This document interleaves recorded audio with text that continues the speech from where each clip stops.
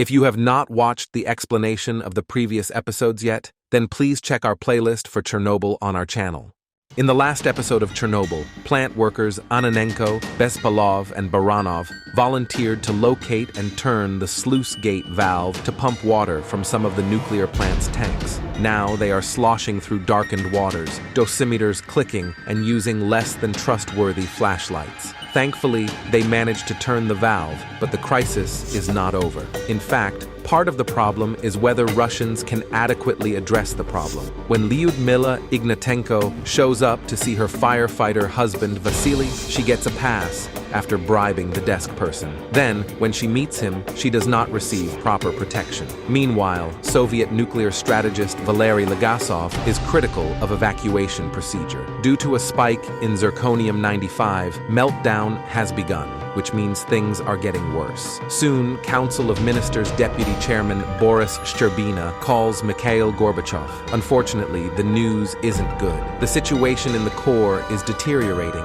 and a full meltdown would ruin the Pripyat River. The solution? They must get all liquid nitrogen in the Soviet Union. Shortly after that, Shcherbina takes a walk with Legasov. At first, it seems like an argument will ensue, but Shcherbina shows his human side, asking Legasov what will happen to those exposed to radiation. Legasov says it tears our cellular structures apart. Even after it seems some may recover, the damage can manifest later. Bone marrow dies. There will be organ and tissue decomposition, and arteries and veins spill open like sieves. Indeed, Chernobyl gives a good glimpse into what this looks and feels like, and it isn't pretty. Two things also become clear. Legasov and Shcherbina may themselves get cancer or other fatal effects, and that they are being watched by the government. Legasov meets with Ulana Khomyuk. Like others, she questions that the core explosion was even possible. In her quest for truth, Khomyuk first meets the hospitalized Chernobyl engineer Anatoly Dyatlov, who refuses to talk.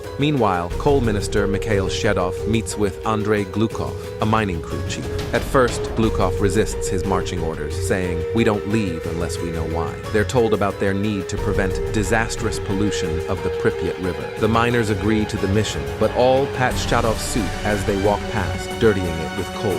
Their task is to help install a liquid nitrogen heat exchanger underneath a concrete pad. It must be accessible from underground. If that's not enough, they can't use heavy machinery and must dig by hand.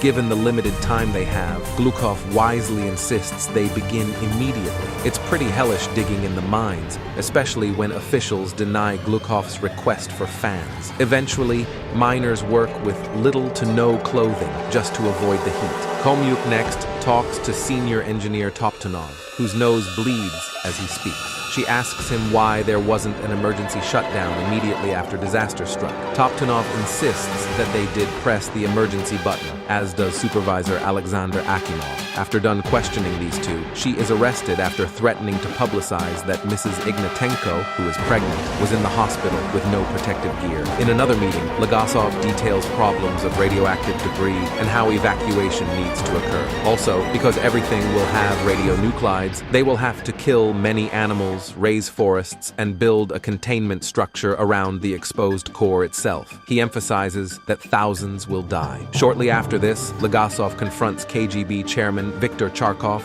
about Khomyuk's arrest. Charkov agrees to free her, emphasizing the Russian philosophy of trust but verify. Khomyuk herself verifies that Toptunov and Akimov did everything right, so the mystery remains. What caused the Chernobyl core explosion? Meanwhile, as the miners dig, Mrs. Ignatenko attends her husband's funeral, where his lead coffin is buried under cement in a mass grave of other first responders. You can continue watching Chernobyl explanation from the playlist on my channel. If you have not subscribed yet, you are missing on a lot of amazing content. Thank you for watching.